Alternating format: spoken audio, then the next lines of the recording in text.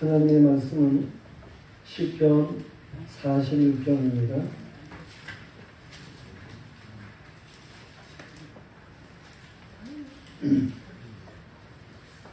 시편 41편 공부하겠습니다. 가난한 자를 보살피는 자에게 복이 있으며 재앙의 날에 여호와께서 그를 건지시리로다. 여호와께서 그를 지키사 살게 하시리니 그가 이 세상에서 복을 받을 것이라. 주여 그를 그 원수의 뜻에 맡기지 마소서. 여호와께서 그를 병상에서 붙드시고 그가 누워있을 때마다 그의 병을 고쳐 주시나이다. 내가 말하기를 여호와여 내게 은혜를 베푸소서. 내가 주께 범죄하여 사오니 나를 고치소서 하였나이다.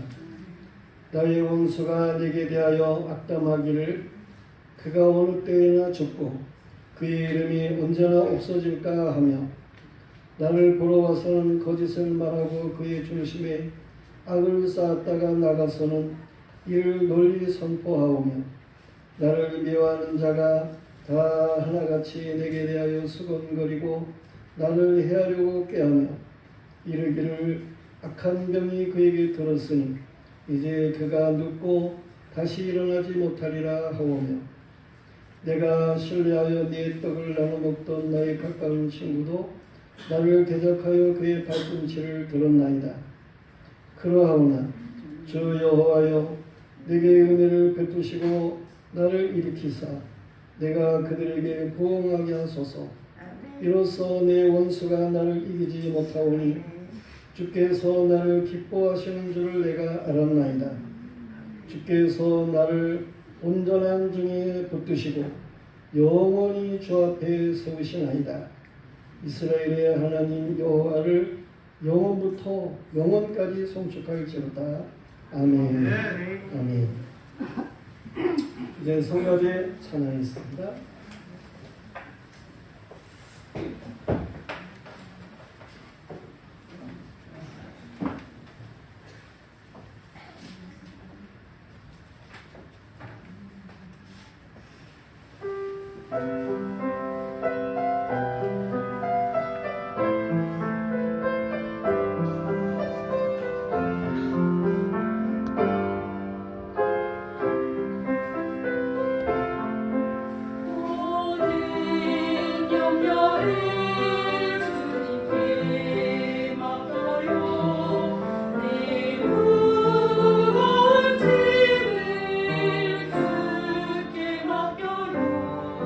주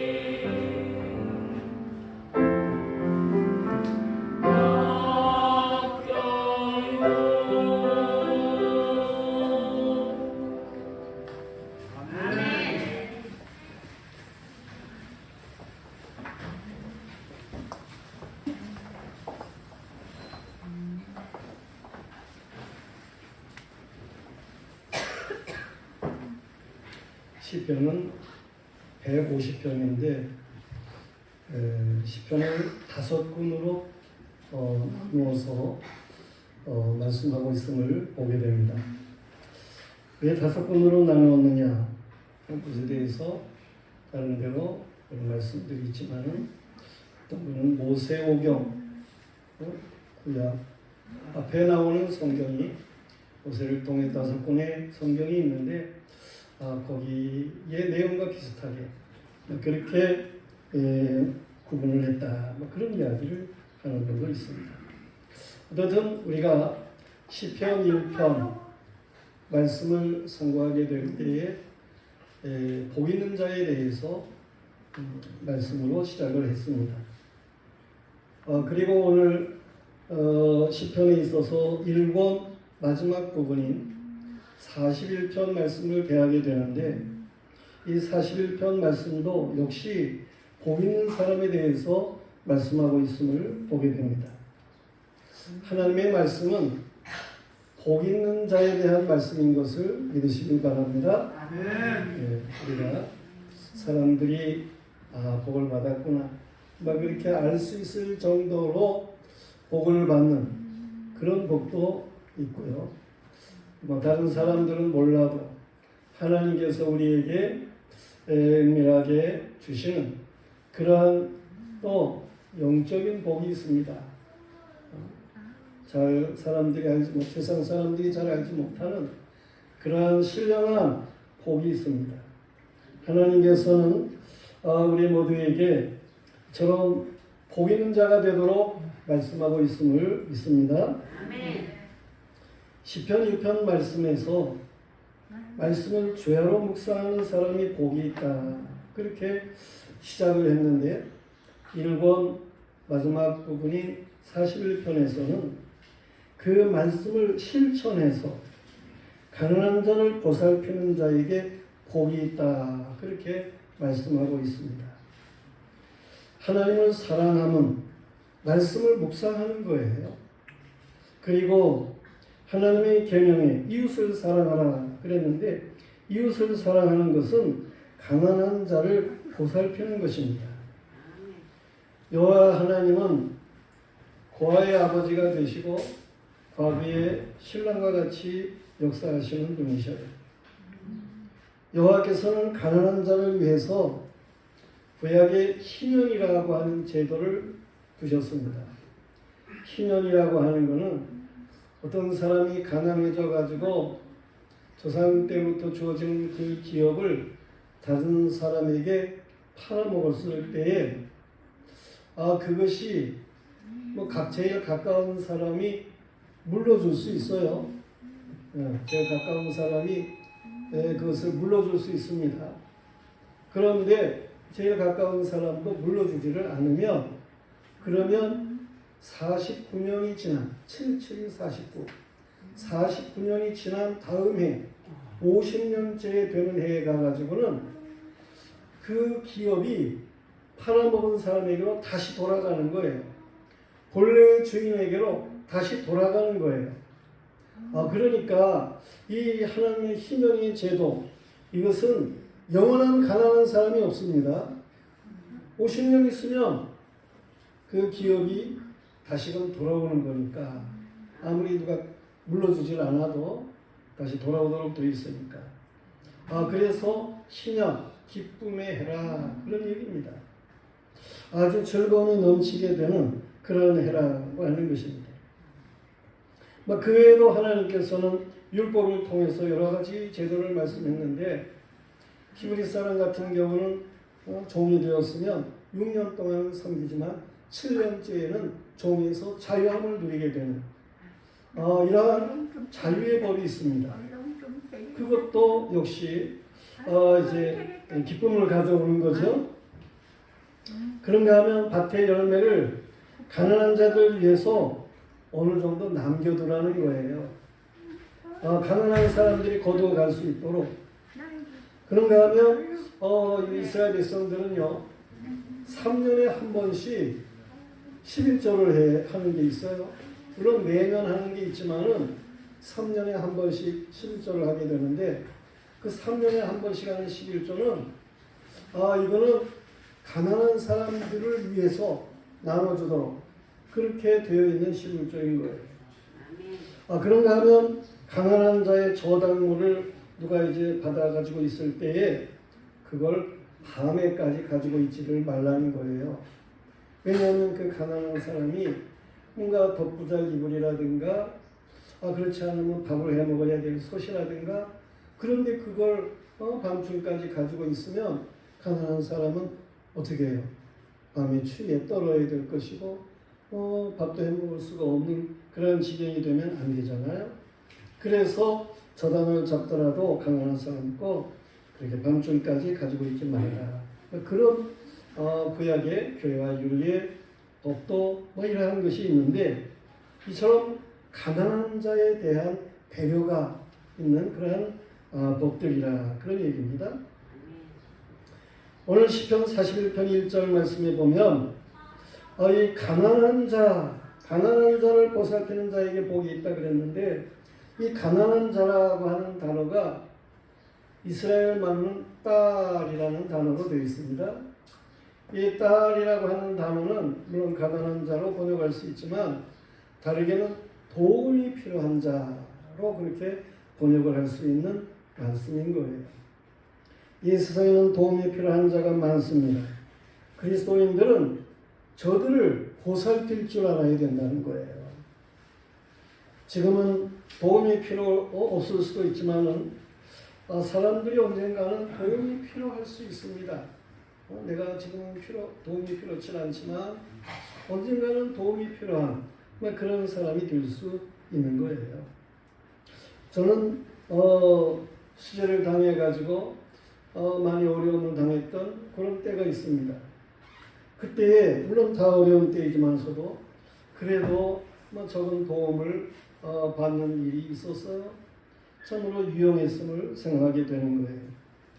그래서 그 후에 수재를 당하는 사람이 있으면 그래도 뭔가 이렇게 좀 도와야 되겠다. 요즘에 비가 너무 많이 옵니다. 그래가지고 어려움을 당하는 사람이 많습니다. 저들을 우리가 도울 수 있어야 됩니다. 그래서 한 번은 막 수재를 당해가지고 어려움 당하는 사람들이 많고 그런 때입니다.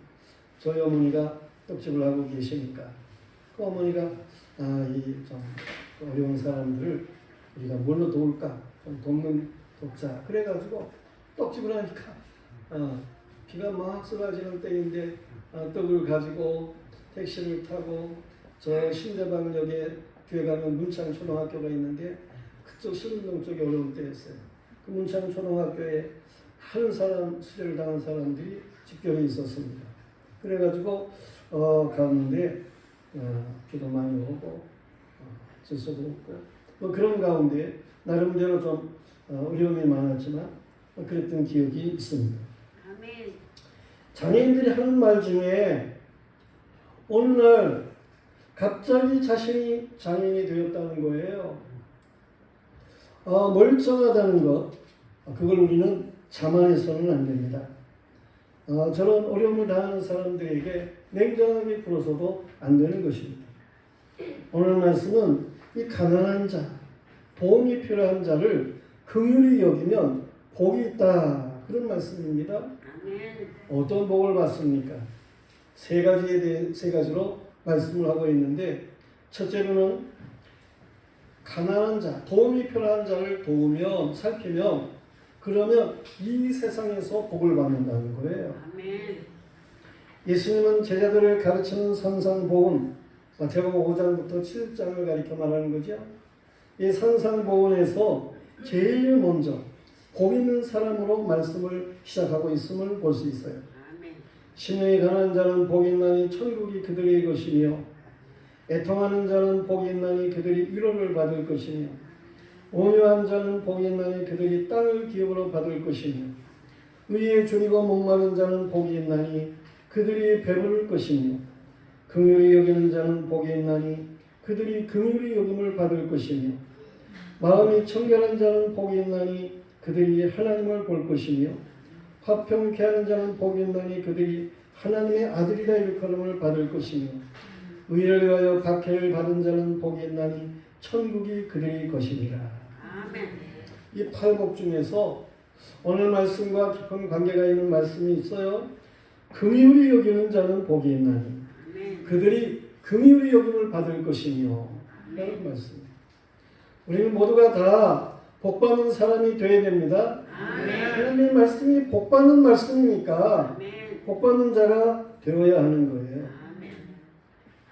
돈이 필요한 자를 보살피는 자는 이 세상에서 복을 받습니다. 이건 다윗이 실제로 경험한 그러한 사실을 이렇게 시로 옮긴 그러한 말씀인 거예요. 다윗이 사울이라고 하는 이스라엘의 왕을 피해가지고 도망을 다닐 때에 그가 저 시글락이라고 하는 지역에 가서 이제 가족들 600명과 살게 되는 그런 일이 있습니다. 그런데 그때 블레셋 나라가 이스라엘을 침략하게 되죠. 그래서 다윗이 그 전쟁에 같이 나가려고 하다가 블레셋 사람들이 이제 반대하는 바람에 전쟁에 못 나가게 되었는데 돌아와 보니까 3일 정도 기간이 걸렸는데 돌아와 보니까 이 시글락에 남겨두고 갔던 가족, 소유 뭐 이런 모든 것을 저 아말렉 사람들이 와가지고 다 뺏어간 거예요. 다 가져간 거예요. 다윗이 돌아와 보니까는 뭐 텅 빈 시글락 평지만 남은 거지요. 그래서 함께한 이 다윗과 함께한 400명의 군사 이들이 600명이지만 저들이 막 대성통곡을 하게 되는 거지요. 다윗도 물 기력이 없이 울었다는 거예요. 그래 하나님 앞에 기도했더니 하나님께서 반짝 지혜를 주시는 거예요. 그리고 할 일을 알게 하시는 거예요. 너 이 대적을 추격해 가라. 뭐 노새 나비 발자국 보면은 알 거 아니겠어요? 어느 쪽에서 왔는지. 그래서 다윗이 누가 그랬는지 알지 못하지만은 어떻든 하나님이 추격해 가라 그러니까 이제 그 방향으로다가 추격을 해 가지요. 그 길거리에서 저 패잔병 한 사람을 만나가지고 그를 갖다 잘 도와줍니다. 그랬더니 그가 아말렉 사람들이 그렇게 침략한 것에 대해서 말을 해주고 그 아말렉 본거지를 알게 해주고 그래요. 그 병들어서 아말렉 사람들이 버리고 간 병사 그를 다윗이 잘 도와준다니까요. 잘 먹여주는 거예요. 그래 힘을 돋워가지고 그에게 물어봤더니 이런 모든 내용들을 다 얘기를 해주는 거죠. 그래서 다윗이 함께한 자들과 이 아말렉을 추격해 가가지고 새벽녘에 저들을 갖다가 습격해서 저들을 다 아말렉 족속을 진멸하고 뭐 몇 사람 이제 살아서 도망을 쳤지만 저들이 다른 지역에서도 뺏은 그런 물품까지 이 다윗의 것을 가져간 것까지 사람들 모두 다 다윗이 가지고 오는 거예요. 그래서 함께한 사람들과 그 물건을 나누고 그래도 많은 것이 있잖아요. 근데 그때 당시에 블레셋이 이스라엘을 쳐들어가지고 이스라엘 왕 사울도 죽고요. 그의 아들도 죽고요. 이 이스라엘 나라가 망했어요. 완전히 이스라엘이 초토화된 거죠. 그런 상태였을 때에 다윗이 그 아말렉 족속을 치고 전부 가지고 온 그 소유 그 중에서 많은 것들을 저 전쟁에 패하고 폐허가 되어 있는 유다 족속들 장로들 그들에게 선물로 보낸다니까요. 그렇게 선물을 보내고 얼마 안 있어가지고 그 유다 장로들이 이 어려운 때에 이 나라를 잃어버리고 있는 이러한 때에 왕도 없는 때에 우리가 어떻게 해야 될 것인가. 그래 저 골리앗도 이기고 사울이 군장이 되어가지고 나가면 이기는 그런 다윗 그가 우리에게 이렇게 선물도 보냈고 우리의 같은 지파이고 이 다윗을 불러다가 왕으로 세우자. 그래가지고 다윗이 약 유대 지파의 왕이 되는 거예요. 그게 다 아말렉의 패잔병 도운 거, 그리고 그 전쟁에 패어된 그런 사람들을 도운 거, 이런 모든 것들이 결국 다윗이 왕이 되는 이런 결과를 가지고 오는 거 아닙니까? 도움이 필요한 사람들을 도우면 그러면 이 세상에서의 그 모든 것을 받는다니까요. 틀림없습니다. 저 하늘성 기도, 청평에 가면 하늘성 기도원인데 그 하늘성 기도원을 설립한 이천성 목사님이 계셔요. 그분이 본래 깡패 아닙니까? 명동 깡패. 그런데 명동에 술집에 가가지고 뭐 술을 먹는데 그 젖대부가 뭐 나름대로 그 자기 가면은 사정을 얘기를 하는 거예요. 동생 학비를 대고 그래야 되는데 학비도 없고 뭐 이래가지고 나와가지고 이렇게 저쪽 노릇을 하느라고 얘기를 하는 거예요. 뭐 술 먹으러 갔지만서도 좀 안 됐어서 가지고 있던 많은 돈을 그 여인에게 주었다는 거 아닙니까? 근데 나중에 이 이천석 이분이 회개하고 목사님이 된 거예요.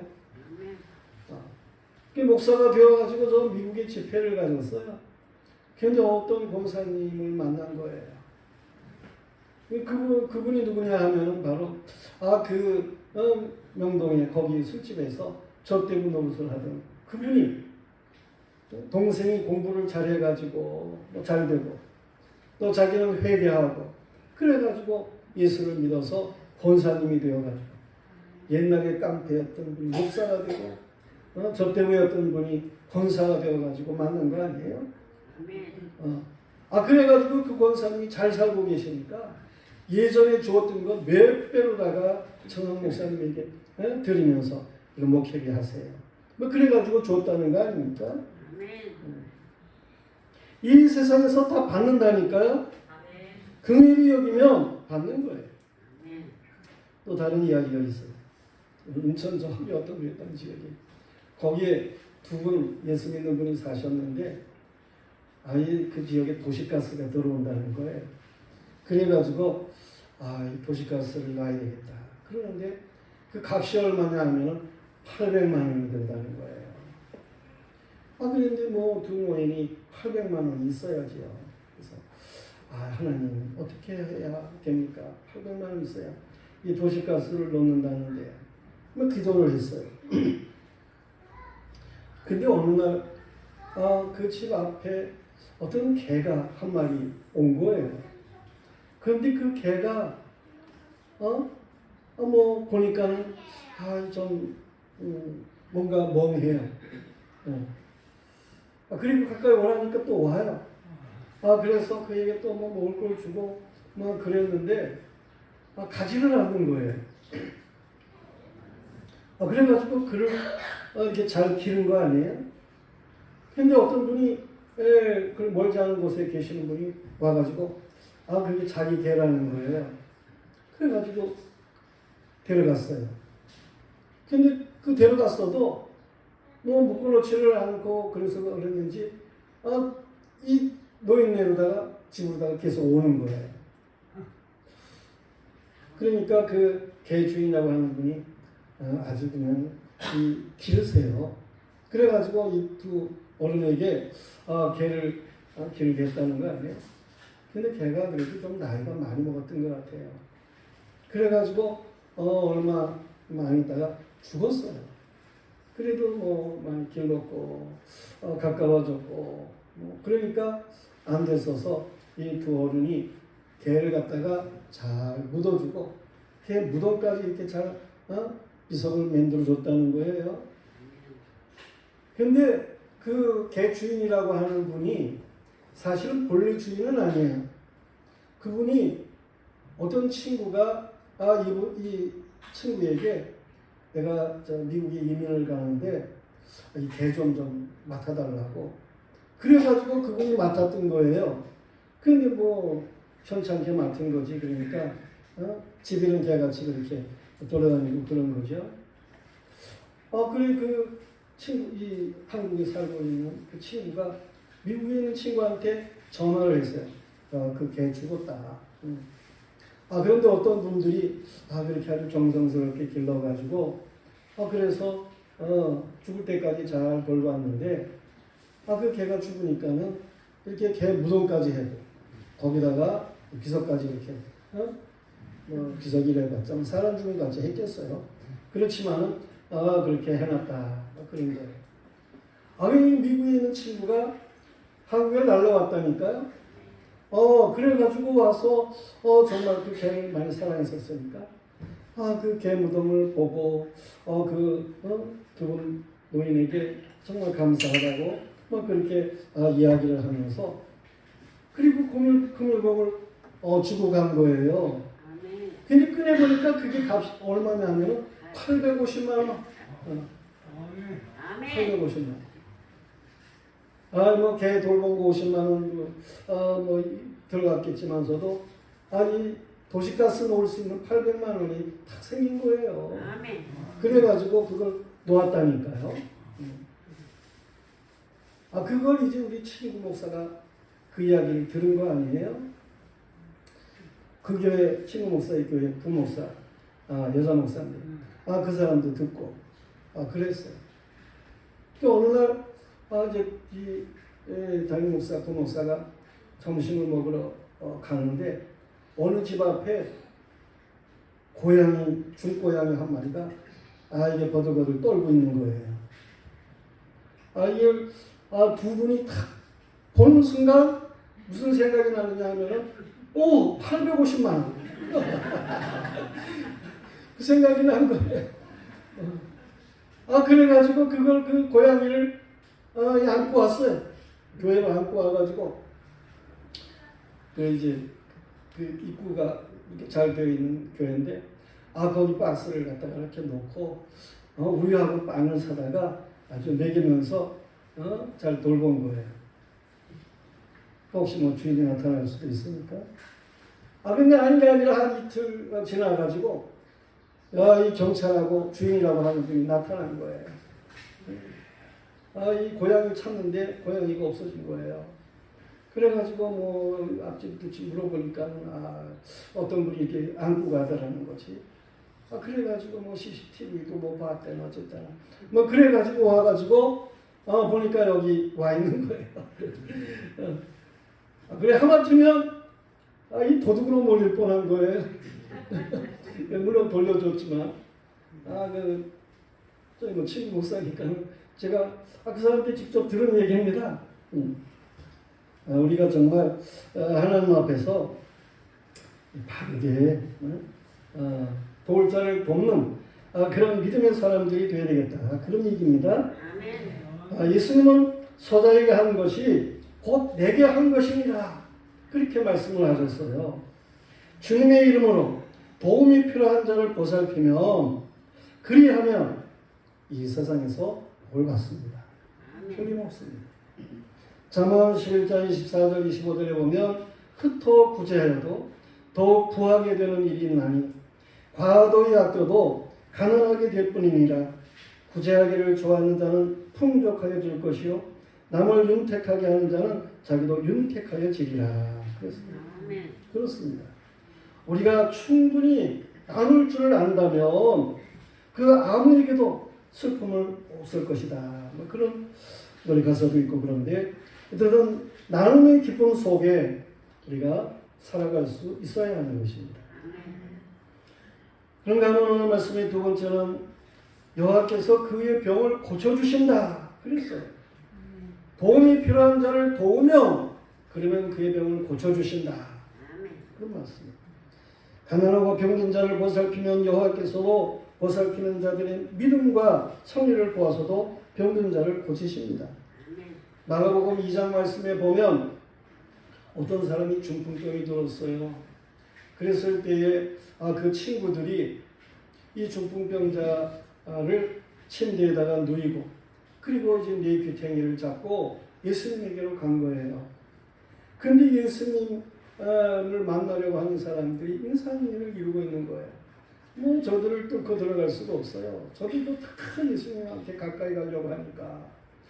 그래서 이 내 친구가 집 뒤로 가가지고, 그게 지붕이라는 것이 그쪽 지역의 옛날의 지붕이라고 하는 것을 우리가 상상할 수 있는데, 그 지붕을 뜯고 그리고 침대째 줄을 달아가지고 예수님에게로 직접 내려보낸 거예요.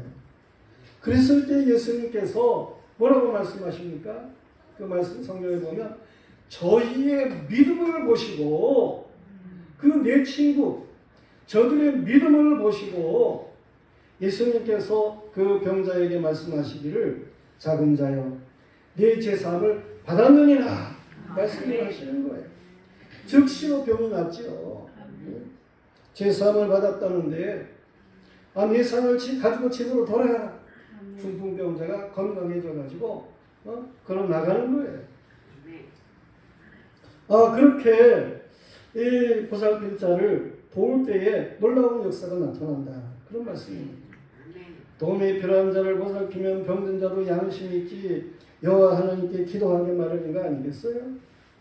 기도가 없던 사람이 회개하며 기도하게 될 때 여호와께서 얼마나 기뻐하시겠습니까? 가난한 자를 돕는 자와 도움을 받는 자의 기도가 합쳐져서 여호와께 상달을 받는 역사가 있기를 바랍니다. 시편 85편 5절 이하 말씀에 보면 진실로 그의 구원이 그를 경외하는 자에게 가까우니 영광이 우리 땅에 머무르리로다. 인애와 진리가 같이 만나고 의와 화평이 서로 입맞추며 진리는 땅에서 솟아나고 의는 하늘에서 굽어보는도다. 여호와께서 좋은 것을 주시리니 우리 땅이 그 산물을 먹이로다. 의가 주 앞에 앞서가며 주의 길을 닦으리로다. 악한 자들은 병든 자를 보고 수군거립니다. 그가 속히 죽을 거다. 그렇게 말을 합니다. 그러나 의인들은 모든 것을 여호와께 맡기고 기도할 따름입니다. 여호와께서 하시면 능치 못할 일이 없습니다. 병든 자를 고치시는 것뿐만 아니라 죽은 자도 살리시는 주님이셔요. 죽은 야이로의 딸을 주님이 살리셨어요. 저 나인성 과부의 아들 죽었는데 주님께서 청년아 일어나라 할 때에 살아났습니다. 저 베다니 마을에 나사로 죽은 지가 나흘이나 되었어요. 돌을 무덤을 해놨는데 돌을 옮겨놓고 나사로야 나와라 그랬더니 배로 돌린 채로다가 나사로가 살아나왔다는 거 아닙니까? 하나님께서는 그처럼 놀라운 역사를 주시는 것입니다. 코로나가 지금 끝났다고 그러지만 아직도 물론 있지만은 언젠가 우리 저 강제 어르신이 계시는데 사모님 강제 성도님 그 집 앞에다가 뭘 갖다가 놓으셨대요. 근데 머리가 강제 어르신 시력이 안 좋으시잖아요. 이게 뭔가 모르고 그냥 소독제를 갖다 놨는데 그게 음료수인 줄 알고 마신 거예요. 마시면 이상하잖아요. 그런데 그래도 목사님이 좋은 거니까 보냈겠지. 그리고 그냥 마신 거예요. 마셨어요. 그런 난리가 났죠. 119를 불러야 되나. 사모님하고 택시를 타고 가고. 전 기도만 했습니다. 타고 가면서 이제 수행동 이사한테 전화도 하고 그랬습니다. 어떻든 간에 강희 선생님 퇴원하셨습니다. 아무 탈이 없이 해결이 되었습니다. 독을 마시려고 그래서 마시면 죽지요. 그렇지만 소독약도 그렇게 좋은 건 아니잖아요. 그런데 그것이 아무 해가 없으십니다. 하나님이 지켜주신 줄로 믿습니다. 우리가 선한 일을 하는 일인데 그 일로 인해 가지고 악한 그런 일이 생기면 되겠습니까? 가난한 자를 보살핀 자는 자신이 병들었을 때에도 여호와의 도움을 받습니다.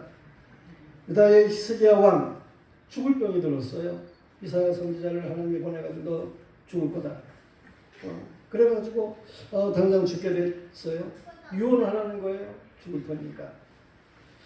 그래서 히스기야가 얼굴을 벽을 향하고 여호와 하나님께 기도를 했습니다. 뭐라고 기도했습니까? 여호와여, 내가 주 앞에 진실하고 전심으로 행하며 주의 목전에 선하게 행한 것을 기억하옵소서. 아멘. 그러면서 통곡하며 기도한 거예요. 아, 그랬더니 여호와의 말씀이 이사야에게로 임해가지고 이사야가 집을 돌아가고 있었는데 중간에 다시는 이사야를 보내가지고 그 히스기야가 살겠다는 거예요. 하나님께서 네 기도를 들었고 네 눈물을 보았노라. 아멘. 내가 네 수완을 15년을 더하고 이 성을 아수르 왕의 손에서 건져내리라. 아멘. 그런 말씀이 이사야 38장에 나옵니다. 하나님, 내가 선을 행한 걸 기억하옵소서. 이 땅에서 선을 행한 것, 그것을 하나님께서 기억하시고 이 죽을 뻥이 된 히스기야를 고쳐주셨다는 거예요. 15년 동안 그 생명을 연장시키셨다는 거예요. 성도들이요, 병든 자를 위한 기도와 선을 행한 기도에 여호와의 도우심이 있음을 믿으시기를 바랍니다. 그런가 하면 선을 행하면 어떤 복을 받습니까? 영원히 주 앞에 세워집니다. 주께서 가난한 자를 보살피는 자를 온전한 중에 붙드시고 영원히 주 앞에 세우십니다. 오늘 12절의 말씀이에요. 지난 새벽에 예레미야 35장 말씀을 보았는데 거기에 보면 갱족속 레갑 자손 그들의 경건에 대해서 말씀하고 있어요. 이 레갑 족속 그들에게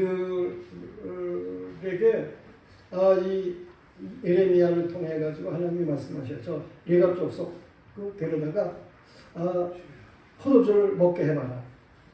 정말 예레미야가 하나님의 말씀대로 레갑 족속을 불러다가 포도주를 마시라고 그랬어요. 그랬더니 레갑 족속이 우리는 안 마십니다. 우리 손조 이 요나답이라고 하는 분이 계시는데 그분이 우린 경건하게 살아야 된다.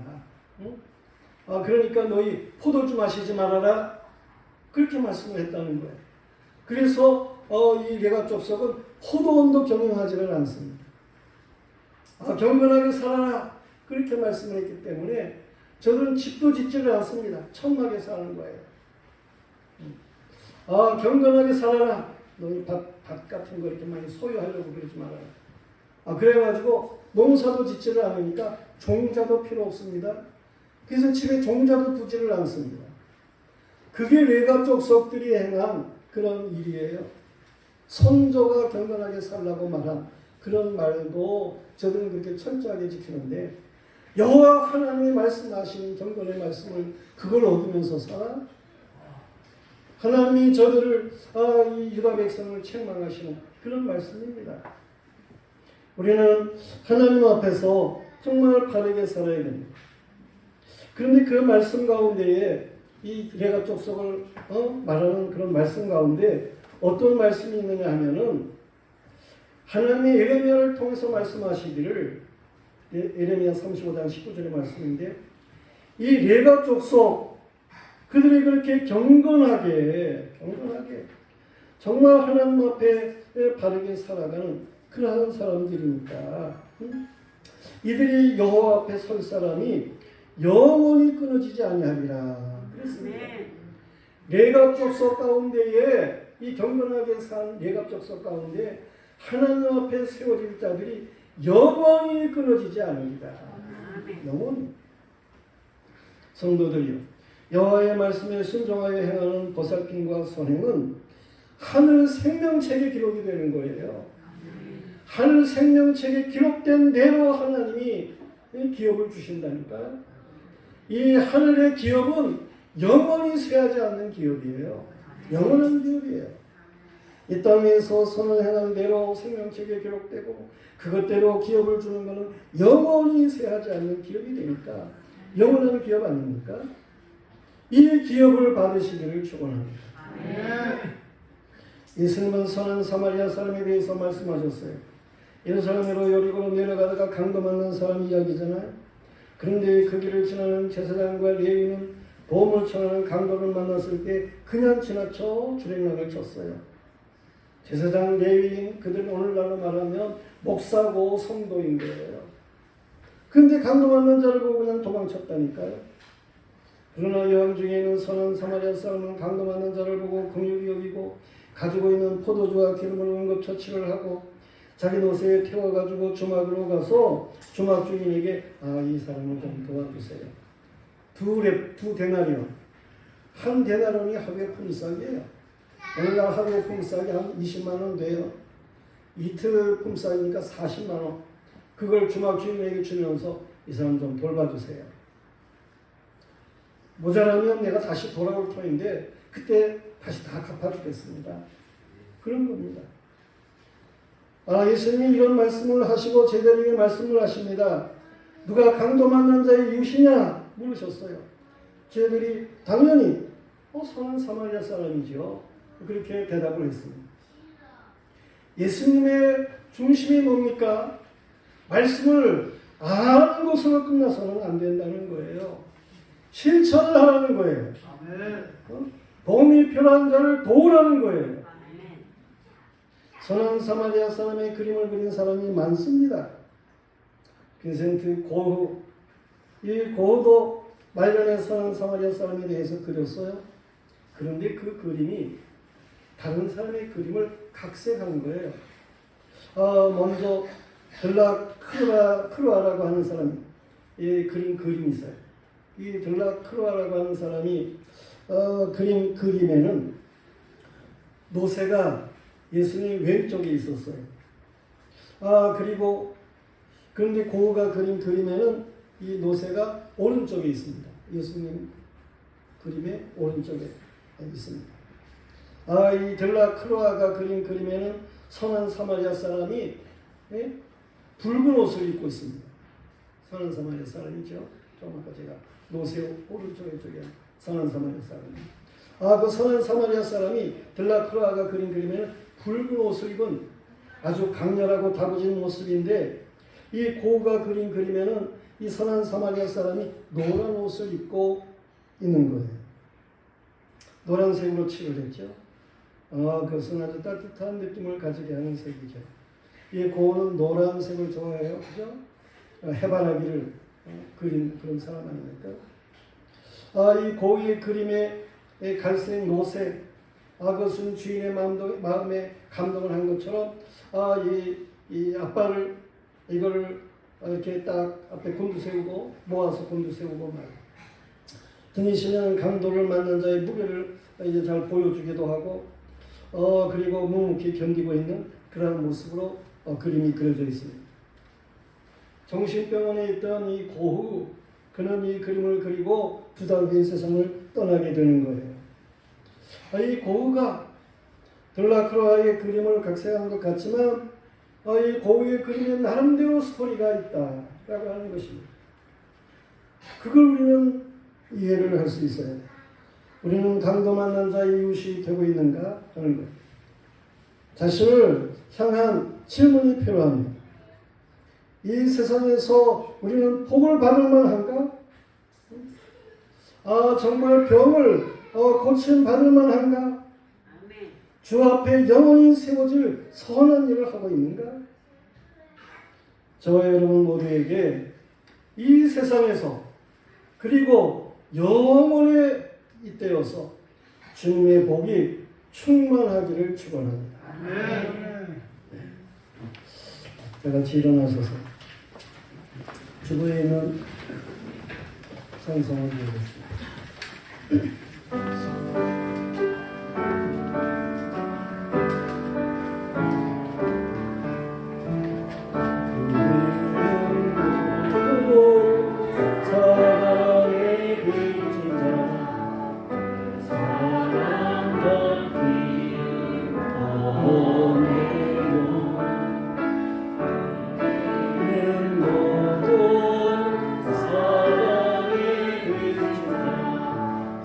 사랑의